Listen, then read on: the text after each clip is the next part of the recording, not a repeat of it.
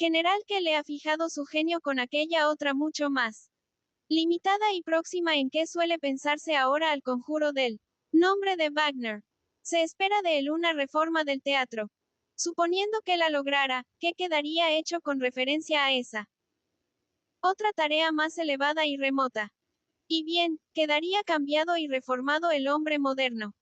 En nuestro mundo moderno, las cosas se hallan en una relación de interdependencia tal que hasta con sacar un clavo para provocar el derrumbe de todo el edificio, también de cualquier otra verdadera reforma habría de esperarse lo que aquí, incurriendo en una aparente exageración, decimos de la wagneriana. Es de todo punto imposible lograr el efecto máximo y más puro del arte escénico, sin innovarlo todo, las costumbres y el Estado, la educación y la vida social, el amor y la justicia, si llegan a privar en un solo punto, es decir, en este caso, en el terreno del arte, de acuerdo con la ley de su intrínseco apremio por fuerza se propagan y no pueden volver a la inmovilidad de su anterior encastillamiento. Siquiera para comprender que la actitud de nuestras artes ante la vida es un símbolo de degeneración de esta vida, que nuestros teatros son 153. Friedrich Nietzsche, oprobiosos para los que los construyen y para los que concurren a ellos, hay que cambiar por completo de óptica y poder verlo acostumbrado y corriente como cosa muy insólita y compleja. Una singular ofuscación del juicio, un mal disimulado prurito de diversión, de esparcimiento a toda costa, consideraciones eruditas, aspavientos e histrionismo con la seriedad del arte de parte de los actores, un crudo afán de lucro de parte de los empresarios. Superficialidad y ligereza de parte de una sociedad que solo piensa en el pueblo en cuanto es útil o peligroso para ella y que concurre a los teatros y conciertos sin tener jamás ni pizca de noción del deber.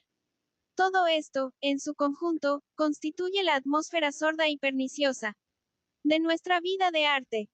Más si se está acostumbrado a este estado de cosas, como ocurre con nuestras gentes cultas, se cree que esta atmósfera es necesaria para la salud y se experimenta un malestar si alguna circunstancia impone pasarse temporariamente sin ella. Dispónese, en efecto, de un simple medio para convencerse con rapidez de lo vulgar, lo singular y embrolladamente vulgar que es nuestra vida teatral. Basta con compararla con la realidad caduca del teatro griego. Suponiendo que no supiéramos nada de los griegos, tal vez no habría manera de criticar nuestros estados de cosas y objeciones como las que Wagner ha sido el primero en hacerlas en gran estilo se tendrían por fantasías de gentes que, como si dijéramos, viven en la luna, tal como son los hombres. Y, siempre han sido así. Se diría acaso, les basta y corresponde semejante arte. Indudablemente no siempre han sido así, y hasta en nuestro tiempo hay a quienes no basta el estado de cosas prevaleciente en el teatro, como lo prueba el hecho de Bayreuth. Allí, encontráis a espectadores preparados y ungidos, la emoción de hombres que se hallan en el colmo de la dicha y precisamente en ella. Sienten concentrado todo su ser para dejarse incitar a afanes más elevados y de mayor envergadura. Allí encontráis la más abnegada devoción de los artistas y el espectáculo supremo. El creador, triunfante detina obra que es, a su vez, síntesis de multitud de realizaciones artísticas triunfantes. No parece, casi, obra de magia, poder presenciar en nuestra época fenómeno semejante. Aquellos a los que es dado ser ahí colaboradores y cotestigos, no estarán. 154. Consideraciones intempestivas 1873 a 1876. Necesariamente transmulados y renovados, para, a su vez, obrar transmutación y renovación en otros terrenos de la vida. No está encontrado un puerto, tras la desoladora infinidad del mar. No hay ahí bonanza tendida sobre las aguas. Quien de la profundidad y soledad que configuran el clima emocional ahí imperante vuelve a los muy diferentes llanos de la vida, no siente constantemente aflorar a sus labios la pregunta de Isolda. ¿Cómo soporté esto? ¿Cómo lo soporto todavía? Y si no aguanta encerrar dentro de sí mismo su ventura y desventura, en actitud egoísta, aprovechará en adelante cualquier oportunidad para atestiguarlas por actos. Preguntará, ¿dónde están los que sufren del estado de cosas a la sazón imperante? ¿Dónde están nuestros aliados naturales a cuyo lado podamos luchar contra la proliferación arrolladora de la actual Ilustración? Pues por lo pronto, tenemos un solo enemigo. Precisamente esos, ilustrados, para quienes la palabra, Bayreuth, significa una de sus más aplastantes derrotas. No, colaboraron, se opusieron furiosamente o recurrieron a esa sordera, aún más eficaz, que ahora se ha convertido en el arma habitual del antagonismo más circunspecto. Más precisamente por esto sabemos que no pudieron destruir la esencia de Wagner, impedir su obra, por su hostilidad y perfidia. Además, han revelado que son débiles y que la oposición de los que detentan el poder ya no resistirá muchos embates.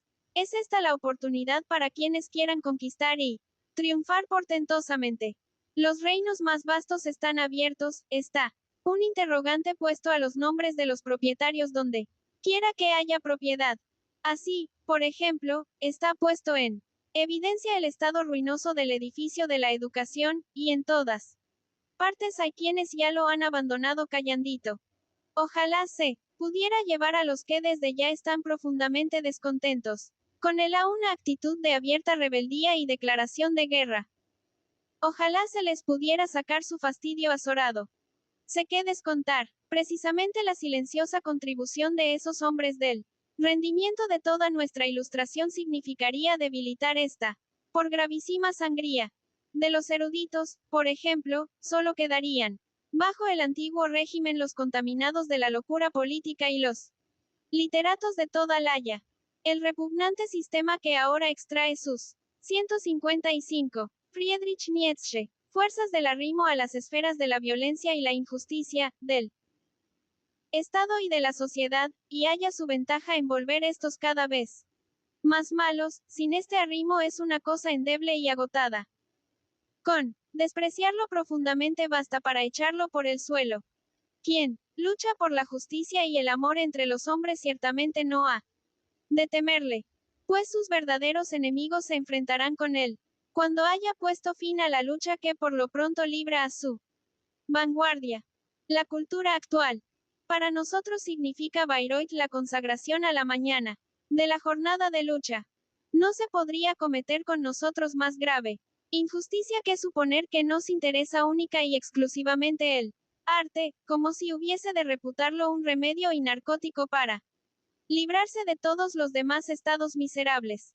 Esa obra de arte, trágica en Bayreuth, se nos aparece precisamente como la lucha de los individuos contra todo lo que los enfrenta como necesidad, aparentemente invencible, contra el poder, la ley, la tradición, los convencionalismos y órdenes enteros de las cosas. No cabe para los individuos vida más hermosa que prepararse para la muerte e inmolarse en la lucha por la justicia y el amor. La mirada que fija en nosotros el ojo misterioso de la tragedia no es un hechizo que enerve e inhiba, no obstante que exige reposo mientras nos mira, pues el arte no existe para la lucha misma, sino para las treguas que le preceden y van intercaladas en ella, esos minutos en que mirando atrás al pasado y anticipando el futuro captamos lo simbólico y con una sensación de leve cansancio se nos acerca un sueño reparador. No tarda en empezar la jornada y la lucha, las sombras sagradas se esfuman y el arte está otra vez lejos de nosotros. Pero su solaz penetra al hombre desde la hora matutina. En todas partes, comprueba el individuo su insuficiencia personal. ¿De dónde sacaría fuerzas para luchar, si antes no hubiese sido consagrado a algo impersonal? La más negra agonía del individuo. La falta de comunión de todos los hombres en el saber, la certidumbre de las aprehensiones últimas y la desigualdad de las capacidades, todo esto lo hace necesitado de arte. No se puede ser feliz mientras todo sufra y se acarree sufrimiento en nuestro derredor. No se puede ser ético mientras la marcha de las cosas humanas esté determinada por la 156. Consideraciones intempestivas 1873 a 1876. Violencia, el engaño y la injusticia. Ni siquiera se puede ser sabio, mientras la humanidad toda no haya rivalizado por sabiduría y no introduzca al individuo del modo más sabio en la vida y el saber.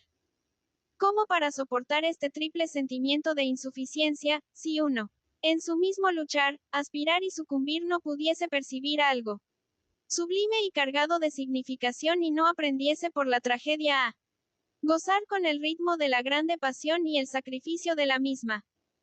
El arte, ciertamente, no adiestra y educa para la acción inmediata. El artista jamás es en este sentido educador y mentor. Los objetos, apetecidos por los protagonistas trágicos no por ellos son las cosas, apetecibles en sí mismas.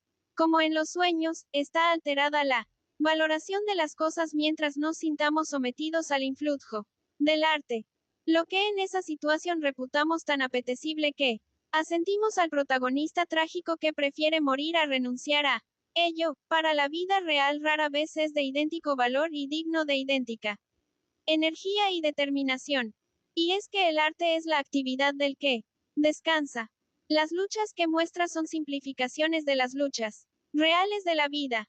Sus problemas son abreviaciones del juego, infinitamente intrincado de los actos y afanes humanos. Mas la grandeza y necesidad del arte radica precisamente en que crea la apariencia de un mundo más simple, de una solución más breve de los enigmas de la vida. Quien sufre de la vida no puede pasarse sin esta apariencia, del mismo modo que nadie puede pasarse sin el sueño. Cuanto más ardua es la faena de desentrañar las leyes de la vida, tanto más ansiosamente anhelamos, siquiera por momentos, esa apariencia de simplificación, tanto más grande es la tensión entre el conocimiento general de las cosas y el poder espiritual moral del individuo. Existe el arte para que no se rompa el arco.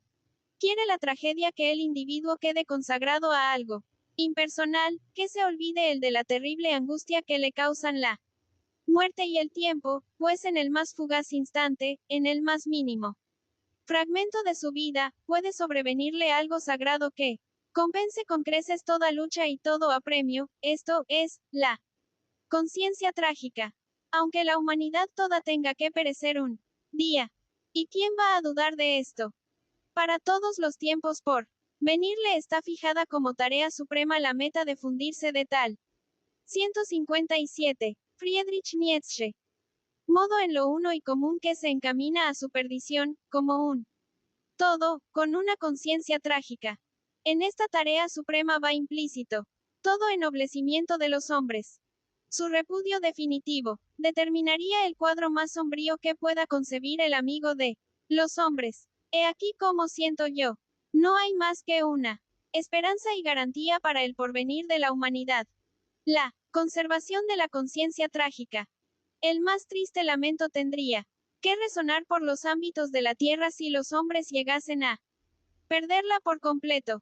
Y no existe goce más inefable que el de saber lo que nosotros sabemos, que la conciencia trágica está de nuevo integrada en el mundo.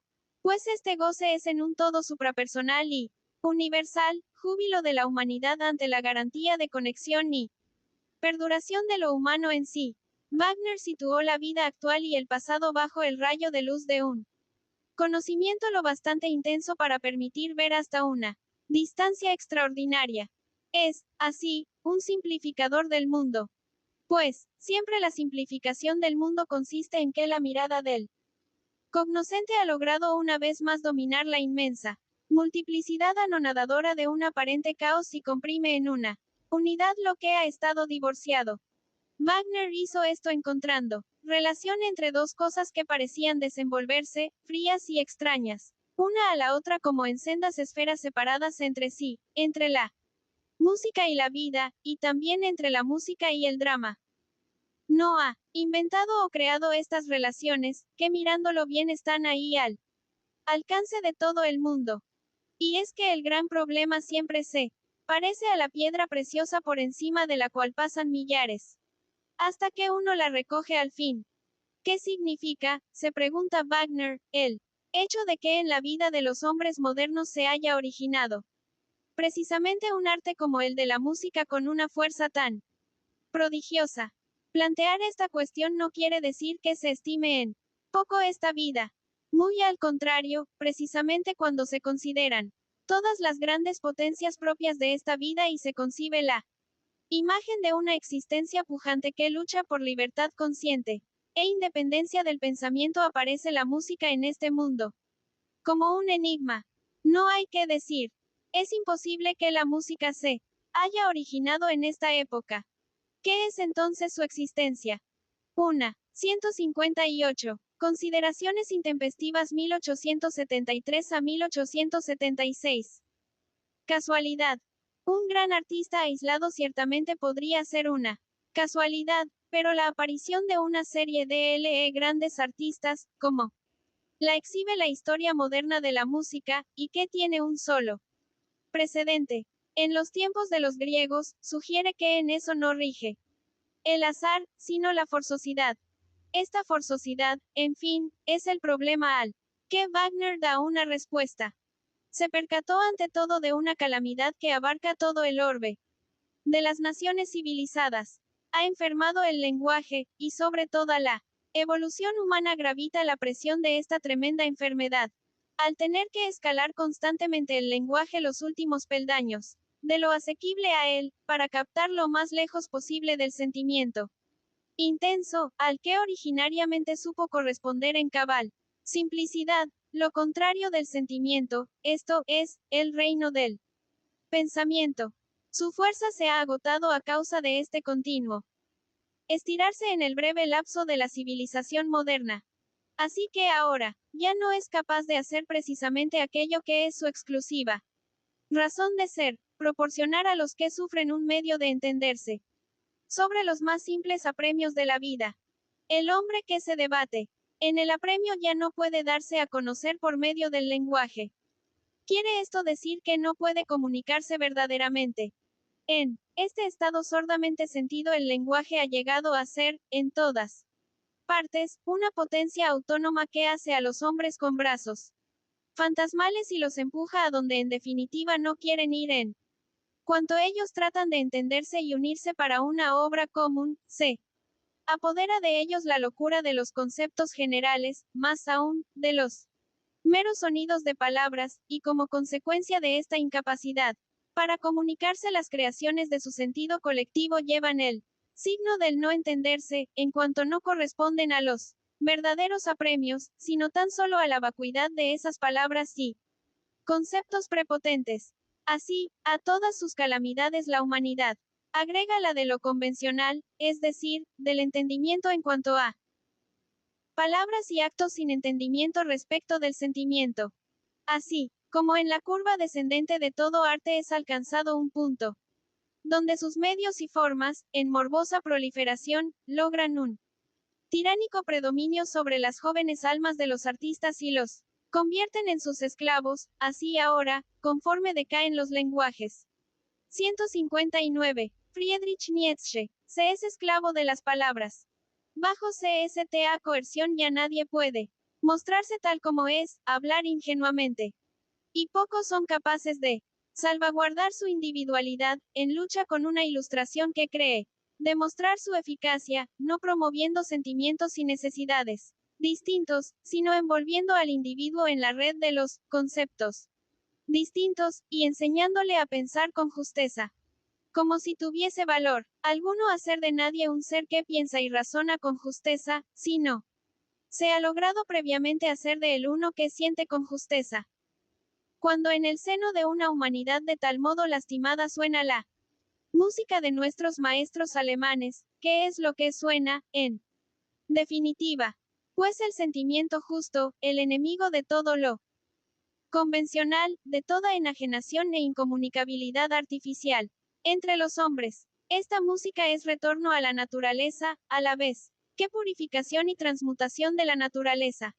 Pues en el alma de los hombres más henchidos de amor ha surgido el impulso incontenible a este retorno, y en su arte suena la naturaleza transmutada en amor. Tomemos todo esto como la primera respuesta de Wagner a la Pregunta por la significación de la música en nuestro tiempo. Tiene él una segunda respuesta.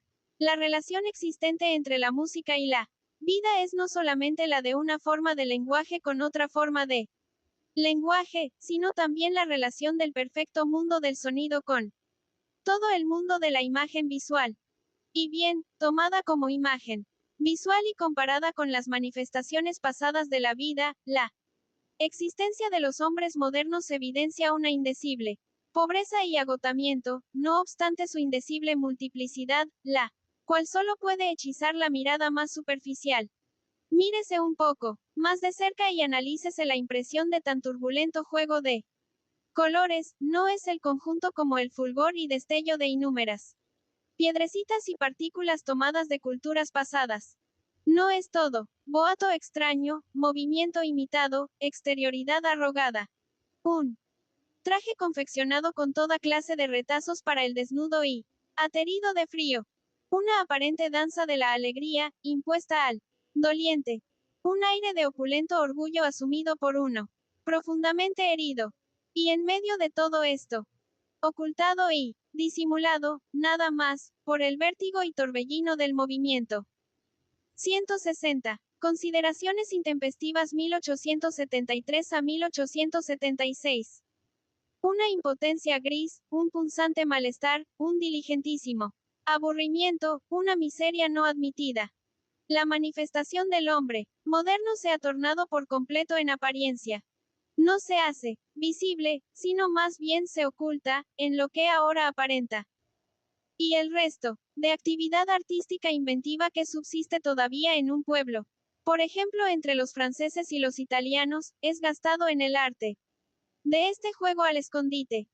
Donde quiera que ahora se pida forma. En la vida social y el entretenimiento, en la expresión literaria, en las relaciones interestatales, se entiende por ella, involuntariamente, una apariencia grata, lo contrario del verdadero concepto de la forma como plasmación forzosa, que nada tiene que ver con grato. Ingrato, por ser algo forzoso, y no arbitrario. Más tampoco entre los pueblos civilizados donde no se postula expresamente la forma. Subsiste esta plasmación forzosa.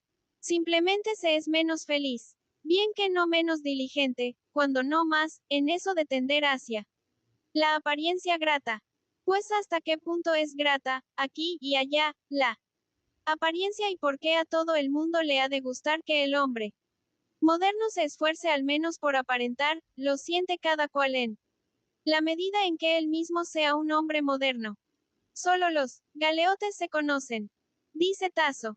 Nosotros hacemos cortésmente, como que no conocemos a los demás, para que ellos adopten idéntica actitud hacia nosotros. Comillas. En este mundo de las formas y del postulado de mutuo desconocimiento surgen las almas henchidas de música. ¿Para qué? Fin. Muévense al compás del ritmo grande y libre, con señorial sinceridad, en una pasión que es suprapersonal. Arden con el fuego, portentosamente sereno de la música que brota en ellos de profundidades insondables. ¿Todo esto para qué fin?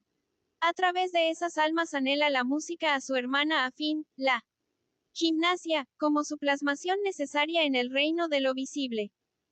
Al buscarla y anhelarla se erige ella en juez de todo el mundo mendaz. Del presente basado en la ostentación y la apariencia. Tal es la segunda respuesta de Wagner a la pregunta por la significación de la música en nuestro tiempo. Ayudadme. Exhorta él a todos los que saben oír a descubrir esa cultura que predice mi música como 161. Friedrich Nietzsche. Rescatado lenguaje del sentimiento justo. Tened presente que el alma de la música quiere plasmarse ahora un cuerpo, que a través de todos vosotros trata de abrirse paso hacia la visibilidad en movimiento, acción, institución y costumbre. Los hay que captan este llamamiento, y su número aumenta día a día. También comprenden, de nuevo, por vez primera, lo que quiere decir fundar al Estado sobre la música, lo cual los antiguos griegos no ya comprendieron, sino que se lo exigieron. En cambio, los mismos hombres comprensivos repudiarán al Estado actual no menos categóricamente que la Mayoría de las personas repudian ya ahora a la Iglesia. El camino hacia una meta tan nueva y, sin embargo, no siempre inaudita, conduce a la admisión de la deficiencia más bochornosa de nuestra educación y causa propiamente dicha de su incapacidad para librar de la barbarie. Le falta el alma impulsora y plasmadora de la música, por cuanto sus requisitos e instituciones son el producto de una época en que ni había nacido aún esa música en que depositamos aquí una confianza tan significativa. Nuestra educación es la modalidad más atrasada del presente, y precisamente con respecto al único nuevo factor educativo con que cuenta la humanidad actual. Es decir, podría contar si se resolviese a no seguir viviendo tan ciegamente aferrada al presente bajo la tiranía del instante. Porque, hasta ahora ella no da albergue al alma de la música, tampoco ha vislumbrado aún la gimnasia en el sentido griego y wagneriano de esta palabra. Y tal es la causa de que sus artistas plásticos estén condenados a la desesperanza, mientras, como todavía en nuestros días, no quieran dejarse conducir por la música a un mundo nuevo. De la visión. Todo talento, cualquiera que sea, llega tarde o llega temprano, de todos modos a destiempo, pues es superfluo y vano. Como que hasta lo perfecto y supremo de tiempos pasados, el paradigma de los artífices actuales, es superfluo y poco menos que vano y apenas si aún pone piedra sobre piedra. Si en su visión interior no ven figuras nuevas delante de sí, sino siempre tan solo figuras viejas detrás de sí, sirven al culto de la historia, no a la vida, y están muertos antes de morir. Más quien ahora siente en sí vida verdadera, fecunda, lo que en estos tiempos significa únicamente música, como para ser inducido siquiera por un instante a alentar. 162. Consideraciones intempestivas 1873 a 1876. Esperanzas de mayor vuelo por nada de lo que se está afanando con figuras, formas y estilos. Está más allá de todas las vanidades de esta índole. Y no espera encontrar milagros de plasmación al margen de su mundo ideal de la audición, así como tampoco espera que nuestros idiomas, agotados y desteñidos, rindan aún a grandes escritores. Antes que prestar atención a promesas vanas, soporta fijar su mirada de profundo descontento en nuestra modernidad. Que se acumulen en el odio y él, ya que su corazón carece de la calidez suficiente para compadecer. Hasta la malicia y el escarnio son preferibles a eso de abandonarse a un contento falaz y a una borrachera secreta al modo de nuestros amantes del arte. Más aún, cuando él sabe más que negar y escarnecer. Aun cuando sabe amar, compadecer y colaborar en la tarea constructiva, por lo pronto tiene que negar, para así abrir paso a su alma pronta a ayudar. Para que llegue el día en que la música eleve a muchos hombres y haga de ellos los confidentes de sus más altos propósitos, hay que acabar primero con esa manera frívola de tratar con tan sagrado arte. Es preciso desechar la base de nuestros entretenimientos artísticos, teatros, museos, sociedades de conciertos, es decir, precisamente a ese amante del arte. Los favores oficiales que se dispensan a sus deseos deben ceder el paso a la hostilidad, al juicio público, que propugna precisamente el adiestramiento para ese amor al arte, de sustituirse otro juicio mejor. Por lo pronto, hasta al enemigo declarado del arte debemos considerarlo como un verdadero y útil aliado, ya que lo que él combate no es, en fin, sino el arte tal como lo entiende él, amigo del arte, y como que no conoce otro. No hay inconveniente en que le reproche al amigo del arte el despilfarro de dinero que significa la construcción de sus teatros y monumentos públicos, el empleo de sus famosos cantantes y actores y el mantenimiento de sus escuelas de artes y galerías totalmente estériles, sin contar la cantidad de energías, tiempo y dinero que se gasta en todos los hogares en la educación para presuntos intereses artísticos. No hay ni hambre ni saciedad, nada más que un flojo jugar con la apariencia de una y otra, ideado para una absolutamente fútil exhibición con miras a engañar el juicio del prójimo. O lo que es, aún peor, allí donde se toma el arte relativamente en serio hasta se lee. 163. Friedrich Nietzsche pide que produzca una especie de hambre y apetencia y se tiene entendido que su tarea consiste en provocar artificialmente esta excitación, como si se temiese sucumbir a sí mismo por asco y embotamiento, se movilizan todos los demonios malignos para hacerse acosar por estos cazadores cual venado. Ansíase sufrimiento, ira, odio, enardecimiento, sobresalto y sobrecogido suspenso, y se llama al artista, ¿para qué conjure esta casa infernal? El arte es ahora, en la psiquis de nuestras gentes cultas, una necesidad del todo mendazo, vergonzosa y degradante, una nada o un algo malo. El artista bueno y excepcional vive como sumido en un sueño aturdidor. ¿Qué le impide ver todo eso y repite, vacilante, palabras de fantasmal belleza que le parecen llegar desde ámbitos remotos, pero que no percibe distintamente? El artista de novísimo cuño, en cambio, desprecia el ensoñado tanteo y balbuceo de su compañero más noble que él y lleva de la cuerda toda la feroz jauría de las pasiones y los impulsos atroces, para soltarlas a pedido contra los hombres modernos, quienes prefieren ser acosados, heridos y despedazados a tener que convivir consigo mismos tranquilamente. Consigo mismo. Esta idea hace estremecer con horror a las almas modernas. Tal es su miedo y pesadilla. Mirando pasar en las ciudades populosas a los millares con la expresión del embotamiento o de la prisa febril, me digo una y otra vez, qué mal a gusto se sentirán. Para todos estos hombres el arte solo existe para atenuar su malestar, para que se vuelvan aún más embotados y absurdos o aún más apresurados y codiciosos. Pues el sentir no justo los domina y adiestra sin cesar y no tolera que admitan ante sí mismos su miseria. Cuando quieren hablar, el convencionalismo les susurra algo al oído, así que se olvidan de lo que se proponían decir. Cuando quieren entenderse, su mente está paralizada como por obra de fórmulas mágicas, así que le llaman felicidad a lo que es su calamidad y para su propia desgracia se unen con empeño. Están, pues, totalmente transformados, degradados a la condición de esclavos sumisos del sentir no justo. Me limitaré a consignar dos ejemplos para demostrar cómo se ha extraviado el sentir en nuestra época y que ésta no tiene.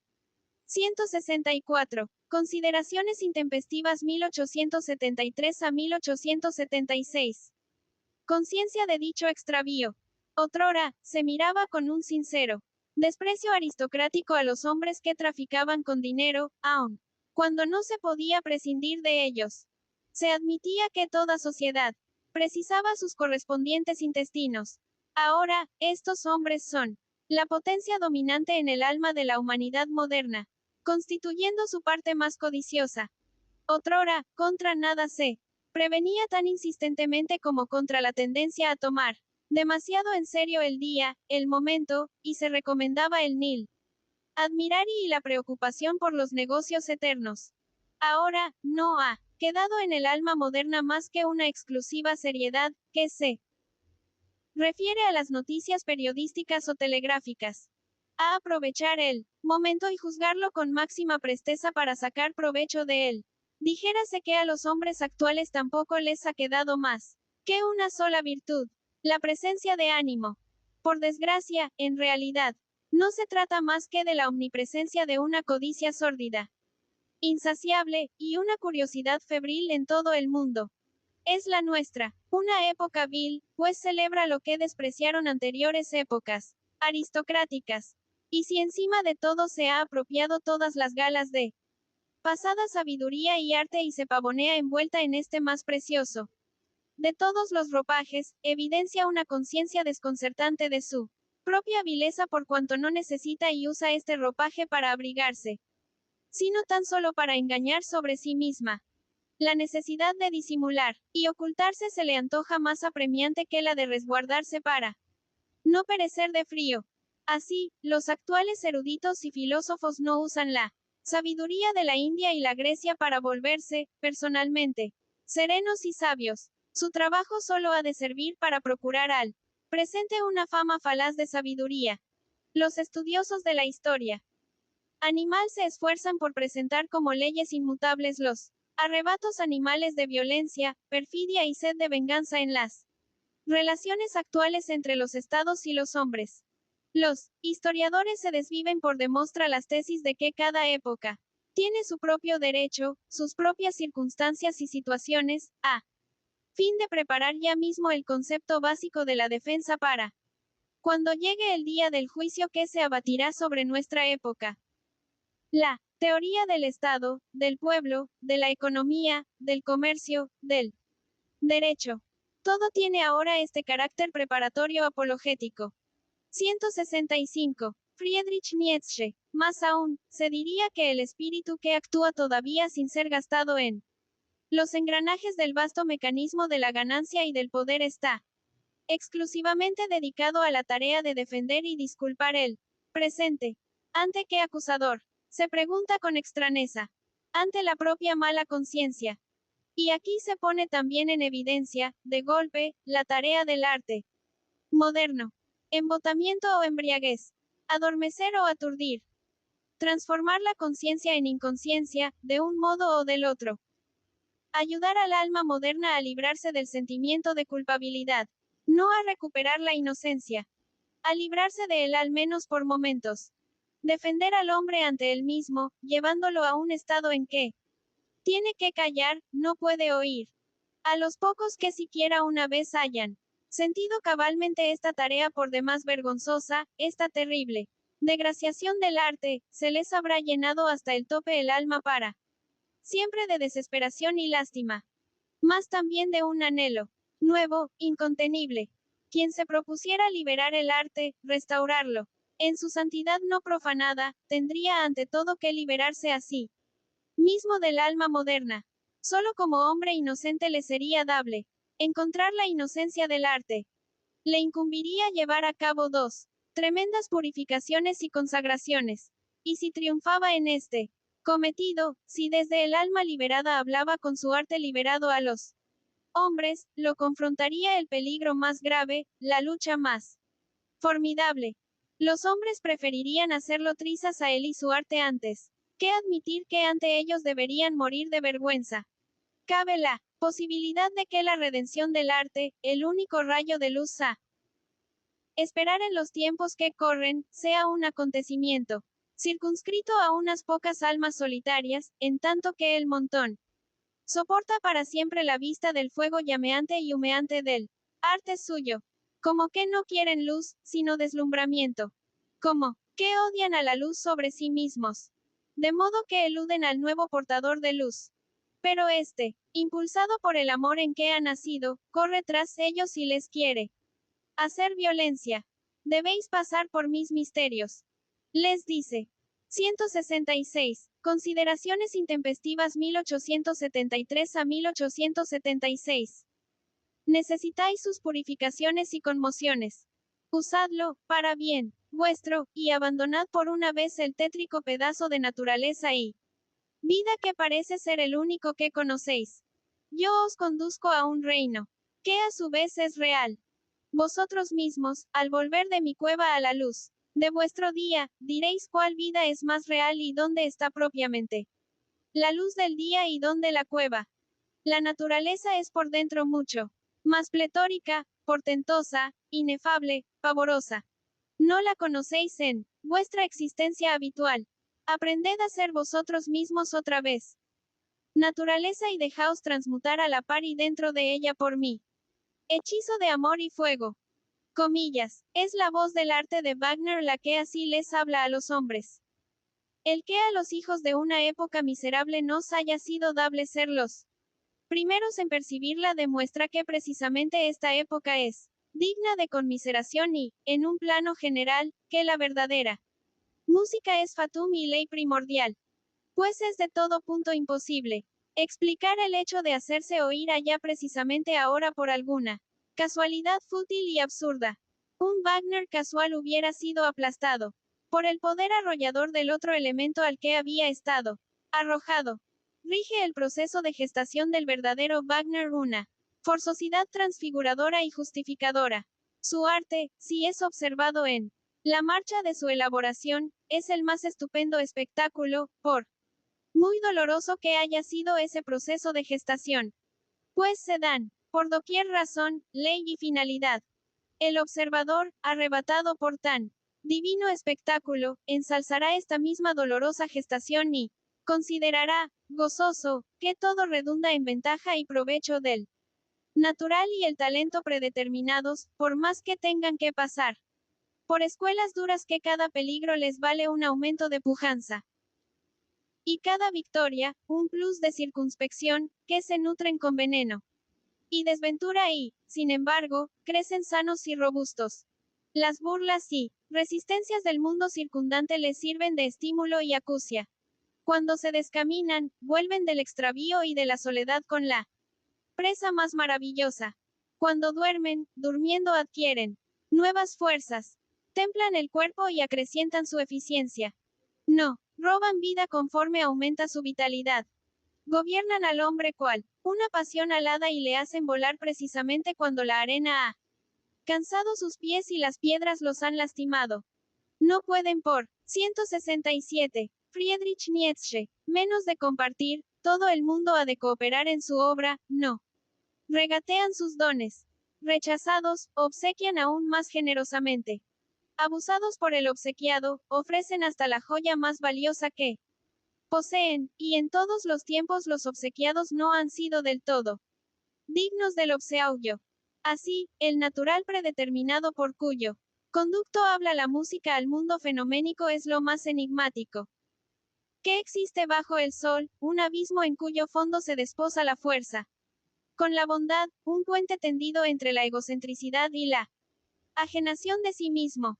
¿Quién es capaz de definir netamente el fin para el cual existe, aun suponiendo que en la forma en que se gestó pueda adivinarse un proceso operante con vista a un fin?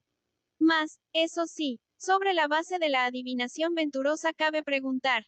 ¿Será de veras que lo superior existe por lo inferior, el talento más portentoso?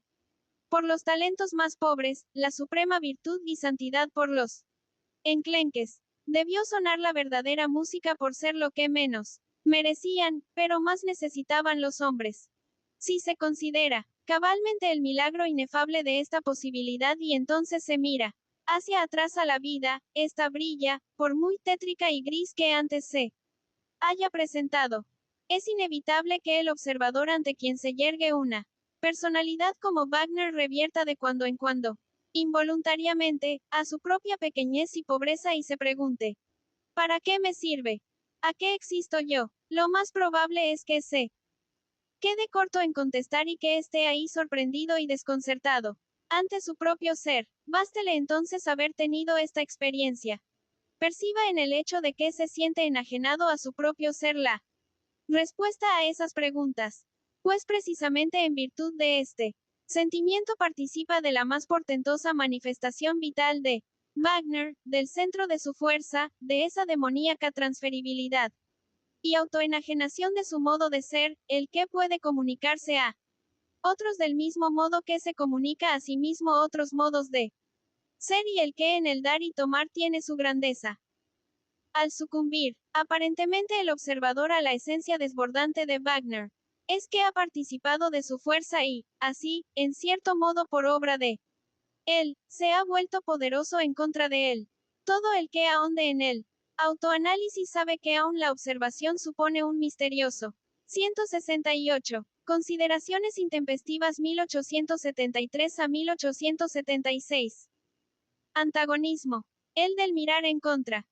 Si su arte nos hace experimentar todo lo que sobreviene a un alma que se pone en camino, participa de otras almas y su destino y aprende a mirar al mundo por muchos ojos, en virtud de tal distanciamiento y enajenación después de haberlo experimentado a él mismo podemos también verlo a él mismo.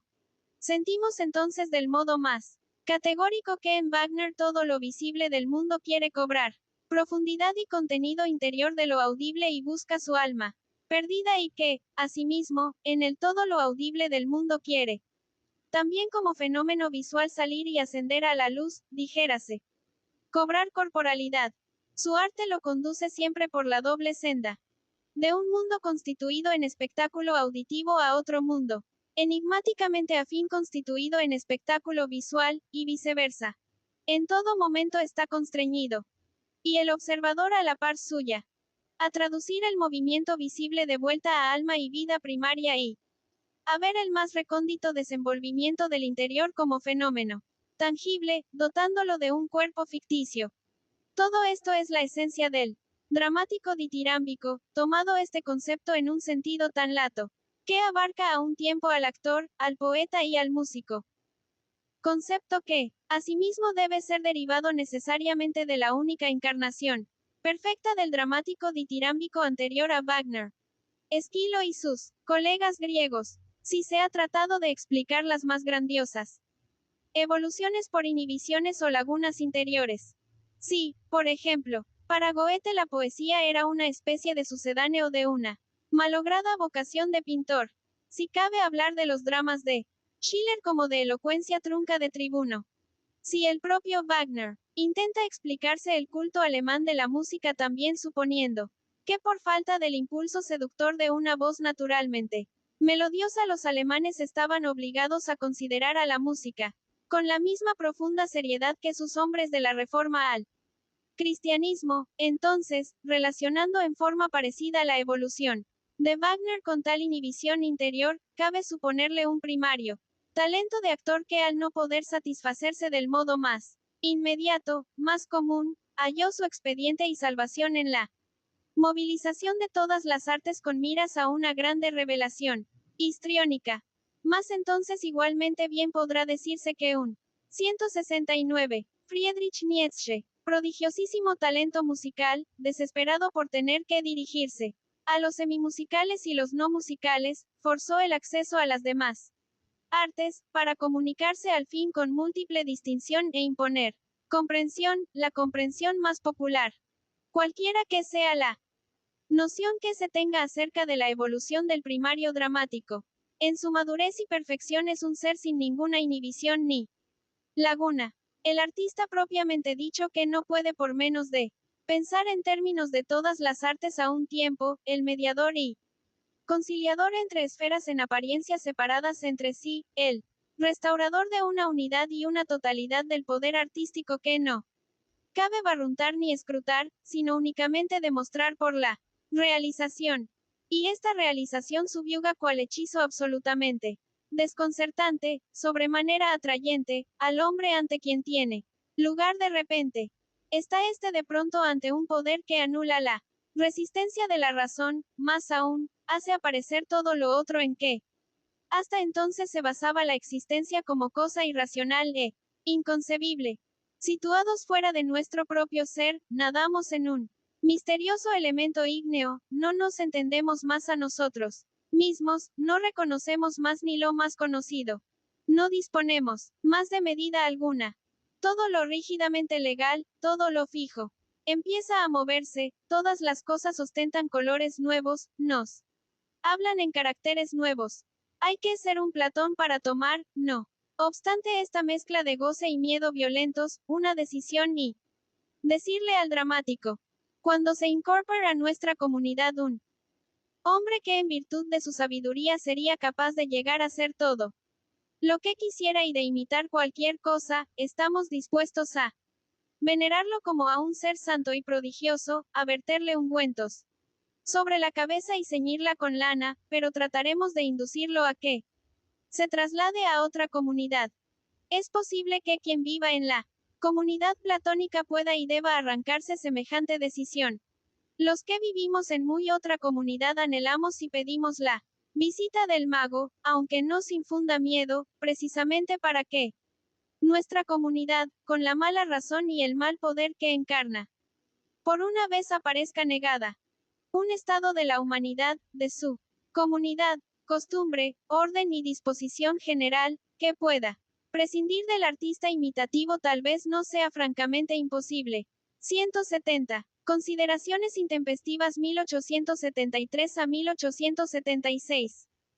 Mas este, tal vez, figura entre los más temerarios que existen. Hablar de esto debiera ser permitido únicamente al que sea capaz de generar y sentir, anticipando, el momento culminante de todo lo por venir y acto seguido haya de quedar ciego, como Fausto, y también tenga derecho a ello, pues nosotros no tenemos derecho ni a esta ceguera, en tanto que, por ejemplo, Platón tuvo derecho a estar ciego. Para toda realidad helénica, tras su solo atisbo de la idealidad helénica. Los otros, por el contrario, hemos menester el arte, precisamente porque ante lo real hemos cobrado la visión. Y, hemos menester precisamente al dramático integral, para que, siquiera por espacio de horas nos redima de la terrible tensión que experimenta ahora el hombre vidente entre sí y las tareas que le están impuestas. Junto con él escalamos los peldaños más altos del sentir, y solo allí creemos estar de vuelta en la naturaleza libre y el reino de la libertad. Desde allí, como en tremendos espejismos, nos vemos a nosotros mismos y a nuestros semejantes, en lucha, triunfo y perdición, como algo sublime y cargado de significación, gozamos con el ritmo de la pasión y con el sacrificio de la misma, a cada paso formidable del héroe percibimos el sordo eco de la muerte y captamos en la proximidad de ella el encanto supremo de la vida. Transformados así en hombres trágicos, retornamos a la vida, singularmente reconfortados, penetrados de una antes desconocida sensación de seguridad, como habiendo encontrado el camino que, desde extremos peligrosos, excesos y éxtasis nos conduce de vuelta a lo limitado y familiar, allá donde se podrá practicar un trato de superior afabilidad, en todo caso uno de más aristocrática elegancia que antes, porque en comparación con la trayectoria que nosotros hemos recorrido, bien que tan solo soñando, todo lo que ahí aparece como gravedad y apremio, como caminata rumbo a una meta, semeja fragmentos singularmente aislados de esas experiencias integrales, de las que tenemos conciencia sobrecogidos de pavor. Hasta nos meteremos en lo peligroso y estaremos tentados a tomar la vida demasiado a la ligera, precisamente por haberla aprendido en él. Arte con infinita seriedad, para aludir a palabras de Wagner sobre las vicisitudes de su vida. Pues si ya a los que experimentan, nada más, no crean, tal arte de la dramática ditirámbica el ensueño casi se les 171. Friedrich Nietzsche. Antoja más verdadero que la realidad, figúrese cómo el creador mismo aprecia este contraste. Helo ahí en medio de los ruidosos apóstrofes e importunidades del día, en medio del apremio de la vida, la sociedad y el Estado, como que, tal vez como si, precisamente él fuese el único hombre lúcido, el único individuo, dueño del sentido de la verdad y la realidad, entre multitudes de durmientes confusos y atormentados, de gentes que se debaten en ilusión y sufrimiento. A veces hasta se sentirá algo así como víctima de un insomnio permanente, cual si estuviese condenado a pasarse su vida crudamente clara y consciente en medio de sonámbulos, de seres dados a afectar una seriedad fantasmal, así que todo aquello que a los demás se les antoja trivial a él se le aparece desconcertante. Y se siente tentado a reaccionar con pícara ironía a esta impresión de apariencia. Mas este sentimiento se quiebra de manera singular al asociarse precisamente a la claridad de su estremecida picardía otro impulso muy diferente. El ansia de descender de las alturas al llano. El amoroso anhelo de la tierra, de la dicha en el seno de la comunidad, cuando recuerda el todo aquello de que está privado. Como hombre que crea en soledad. Como si al momento, cual Dios, que desciende a la tierra, hubiese de levantar todo lo débil, lo humano, lo perdido, con ígneos brazos hacia el cielo, para encontrar al fin amor, ya no adoración, y enajenarse por completo en él. Precisamente el cruce aquí supuesto es el milagro que en efecto tiene lugar en el alma del dramático ditirámbico. Y si su esencia pudiese ser captada también conceptualmente, debería ser en este punto. Pues vive en los momentos generativos de su arte cuando está situado en este cruce de encontrados sentimientos y esa extrañeza, mitad estremecida, mitad traviesa ante el mundo se aúna con él. Anheloso afán de acercarse a este mundo como amante. Entonces, mirada que fija en la tierra y la vida es rayo de sol que, él levanta. agua, acumula nieblas y esparce por ahí vaos cargados de electricidad. Es su mirar penetrante y perspicaz, amoroso y abnegado. Y todo lo que entonces ilumina con este doble poder lumínico de su mirada lleva con pasmosa rapidez a la naturaleza a descargar todas sus fuerzas, a revelar sus más íntimos secretos por pudor. Es más que una metáfora decir que con ese mirar a 172. Consideraciones intempestivas 1873 a 1876. Sorprendido a la naturaleza, la ha visto desnuda. Quiere ella, entonces refugiarse, pudorosa, en sus contrariedades. Lo invisible, lo soterrado, huye a la esfera de lo visible y se manifiesta, lo nada más. ¿Qué visible huye al mar oscuro de los sonidos? Así la naturaleza, al querer ocultarse, revela la esencia de sus contrariedades. En una danza impetuosamente rítmica más airosa, en ademanes extáticos, habla el dramático primario de lo que entonces tiene lugar en él, en la naturaleza. El ditirambo de sus movimientos es aprehensión, estremecida, traviesa penetración, no menos que un amoroso arrimarse y enajenación gozosa. La palabra sigue, embriagada, el cortejo de este ritmo. Aunada con la palabra suena la melodía. Y la melodía proyecta sus chispas hasta dentro del reino de las imágenes y los conceptos. Una visión de ensueño, parecida y, sin embargo, distinta a la imagen de la naturaleza y de su pretendiente, se acerca. Flotando, cuaja en figuras más humanas y se explaya en la secuencia de un íntegro querer heroico. Travieso, de un voluptuoso sucumbir. Y no querer más. Así nace la tragedia. Así a la vida se le depara su sabiduría más sublime, la de la concepción trágica. Así, por último, surge el más portentoso mago y portador de ventura entre los mortales. El dramático ditirámbico. La vida propiamente dicha de Wagner, esto es, la paulatina revelación del dramático ditirámbico fue al mismo tiempo una lucha incesante consigo mismo en tanto que él no era exclusivamente este dramático ditirámbico. La lucha contra el mundo hostil solo asumió para él proporciones tan feroces y siniestras porque oía hablar en sí mismo ese mundo, ese enemigo seductor, y albergaba en su propio ser un formidable demonio opositor. Cuando surgió en él la idea dominante de su vida, que desde el teatro podía lograrse un efecto incomparable, el efecto más grande de todo arte, esta idea asumió su ser en un estado de máxima efervescencia. No comportaba ella una decisión clara y luminosa sobre sus ulteriores afanes y actos. Por lo pronto aparecía casi como una simple tentación, como expresión de aquella voluntad personal que apetecía insaciablemente poder y prestigio. Efecto, un efecto incomparable. ¿Por medio de qué? ¿Sobre quién? A esto se refería en adelante el infatigable interrogar y buscar de su mente y su corazón. Ansiaba el vencer y conquistar. 173. Friedrich Nietzsche. Como jamás artista alguno y alcanzar, en lo posible de un golpe, esa tiránica omnipotencia que anhelaba empujado por sordo afán. Con mirada celosa, penetrante, evaluaba todo lo que tenía éxito, y en particular se fijaba en aquel sobre el cual debía producirse efecto.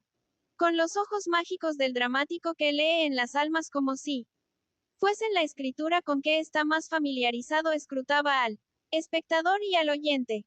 Y aun cuando esta penetración con frecuencia lo hundía en el desasosiego, recurría enseguida a los medios de hacerse dueño de ellos. Estos medios estaban a su disposición.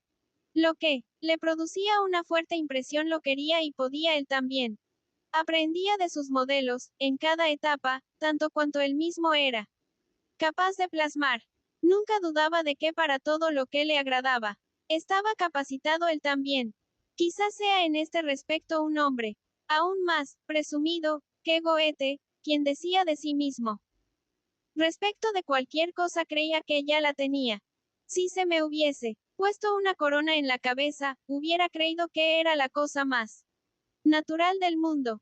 La capacidad y el gusto, y también la intención de Wagner. Todo esto se ajustaba en todo momento tal como una Llave se ajusta a su correspondiente cerradura, alcanzándolo uno a la